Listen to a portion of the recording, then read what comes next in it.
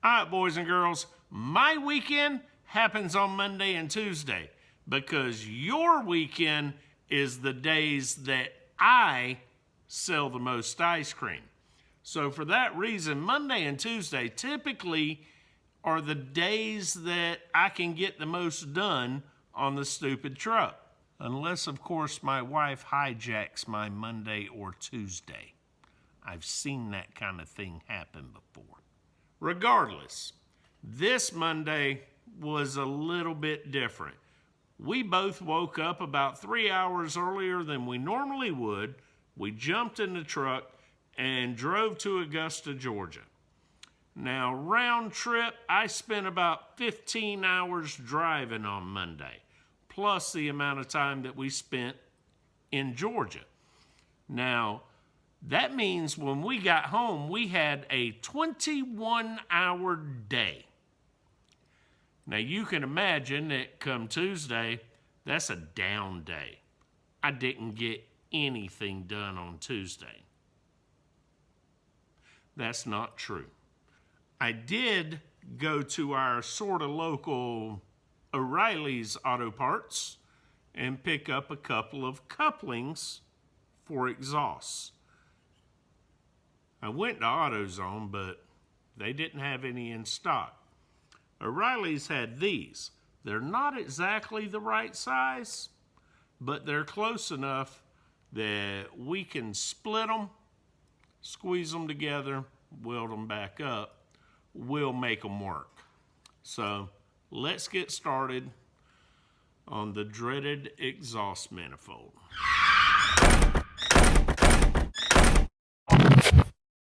All right, so I talked to a good friend of mine. He says that this master cylinder is no big deal to take off. Just take the two nuts, pull it out.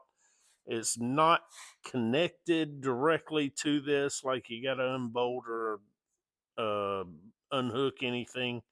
It's just a matter of there is apparently a rod in between the booster and the cylinder that acts as a plunger. And I think it'll be a lot easier to access the exhaust manifold if we pull that master cylinder off.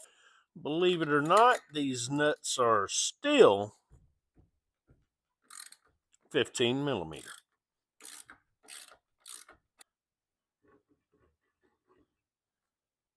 Huh. The rod in question is still in the brake booster. So, I think, considering how nasty this garage gets, we probably need to put some tape over this. We're also going to put these nuts at least back on the post, even if we don't tighten them down. That way, we don't have to hunt for them when the time comes. Now, we know that we have this pipe available, and it's actually a closer fit than the couplings. But the reason we bought these is because of the fact that we want to cut out this spot that we beat the mess out of it.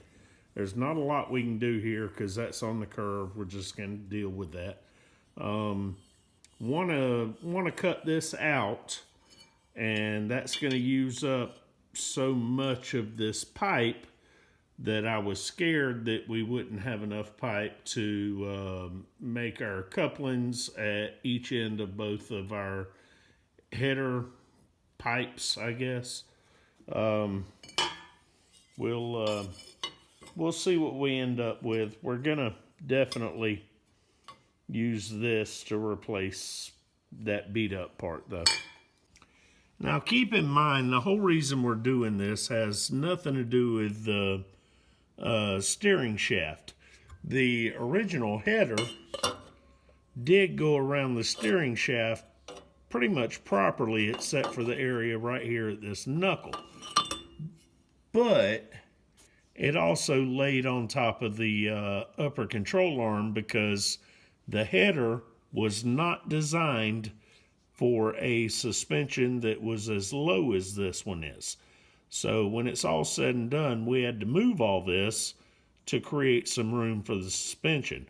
Previously, this side of the truck would not fully drop down to the point that it is at the moment.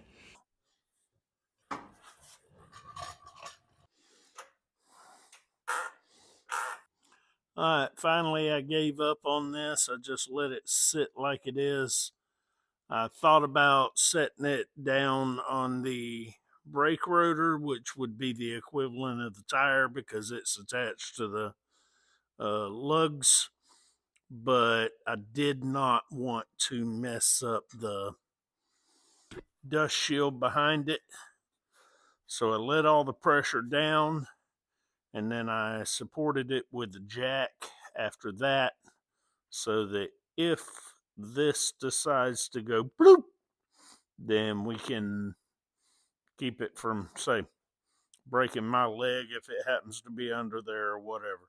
And the whole reason we're doing that is because, well, we need the suspension to be exactly where it's going to be so that we can do get our pipes in the right spot. So I don't know. Let's see what happens.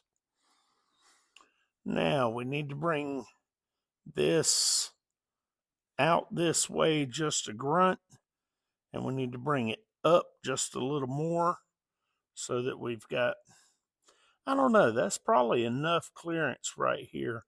We've got about a 1/4 inch there, and it's right at the bolt point. So I don't expect that this could move a 1/4 of an inch without just being laid up against the engine. So that's probably enough room right here. This almost matches what's on the header. So we're gonna mark this and cut it off and try to make this match that, or at least somewhat close. All right, so this ain't fitting well. So let's grab where'd I put it? No, I just had that thing. Oh, there it is. So let's put the end that was already cut. Now that we can see through it, that's actually pretty close to what we need it to be. So I'm thinking if we tack this in place and then, yeah, that's pretty close to what we're looking for. Oh, this ain't gonna be no fun. All right, so the 6 of you have already seen my magnetic welding clamp. Problem is, it doesn't work real well on tubes because those are round. But this is my original welding clamp, and I just cut a piece of metal, attached it to it, which does allow me to stick my welding clamp to.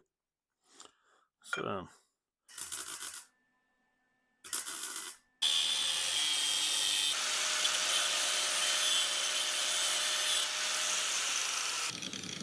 never use a cutoff wheel as a grinder. We got that, and it needs to go to there. Gives us a better idea of what we need to do here. So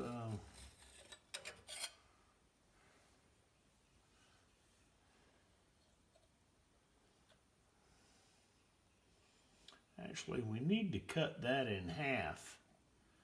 I think we need to cut that in half. But once we cut it in half, it's in half. I'm not using my microphone now, so from what I can tell, if I put that where it needs to be right here and where it needs to be right here, then that'll give me a, yes, right there.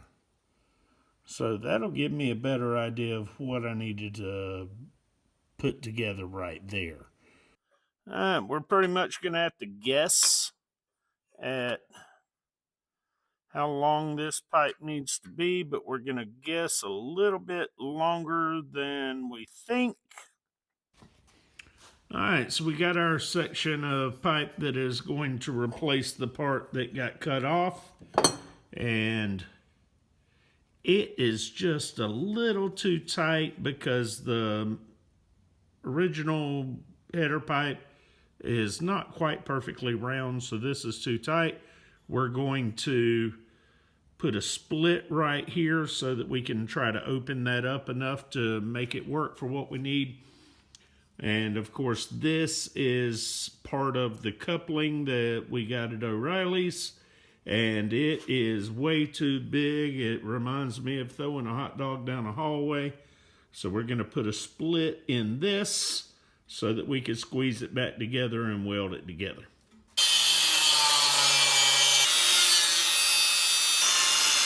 Stop grinding with a cutoff wheel. Damn it. Never grind with a cutoff wheel. All right, this is a lot like working with 6-inch PVC, and what I mean by that is it's not flexible enough to put two couplings on at different angles at the same time. So we've got this short enough that it'll go all the way past so that we can hopefully tap this thing in place and then put that on and pull that coupling back. For now, we got to figure out exactly, because that's cut at an angle, that's cut at an angle, we got to figure out where we need to place this.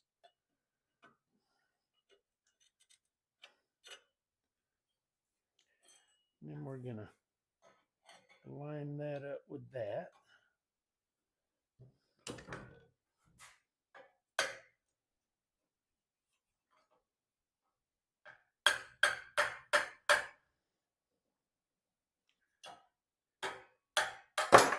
Well, that didn't work.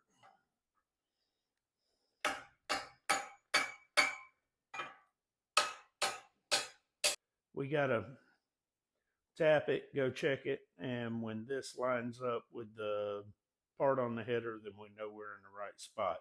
It's going to take some back and forth, and it'll be quicker if I just skip this. All right, I think we've got this about as close as we're going to get it.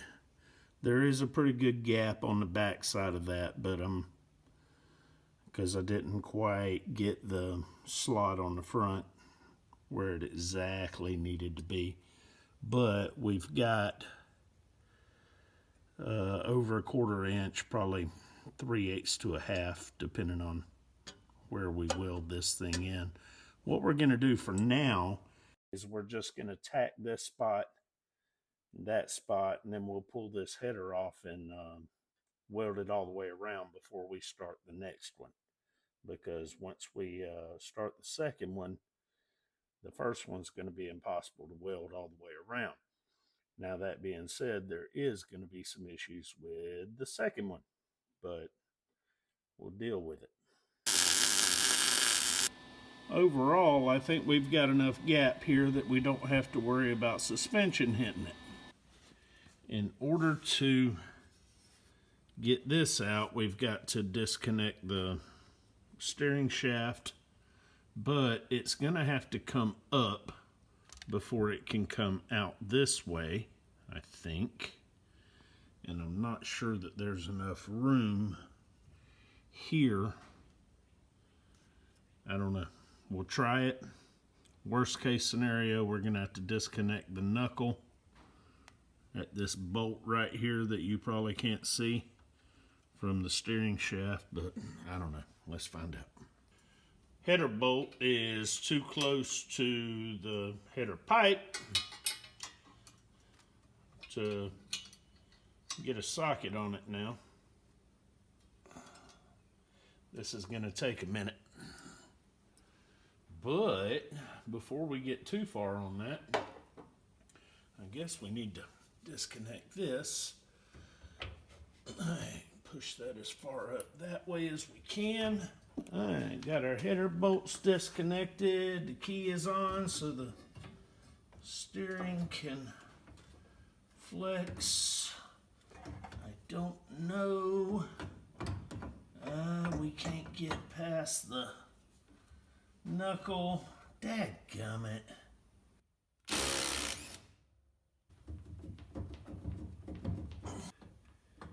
There we go. Come on. There it is. I had to pick the front of the cab up because the steering shaft was still getting in the way of pulling this out. So we got a C-clamp on this coupling to get it squeezed together good and tight. Got everything tacked together while it was on the vehicle, and just like I told you guys earlier, there was a big gap on the back side, and I was right. That is a pretty good sized gap, but I'm definitely not going to cut this apart in order to redo it. Realistically, this coupling should have been rotated about 180 degrees from where it is now. I don't know what I was thinking whenever I did that, but here we are. This is going to be the area that's going to be the most difficult to deal with. But I'm going to do all that welding off camera because that gets boring watching me weld, because let's be honest, I ain't no professional welder. So you guys hang out in the video. I'll be back in a couple of days and we'll magically edit that together. Well, it ain't pretty. And some of the better looking welds are on the bottom side where you can't see them. We're probably gonna have to save that for another video though, because we're about to have to go get more gas, and I ain't really got the money for that right now. So peace, love, and mini trucks.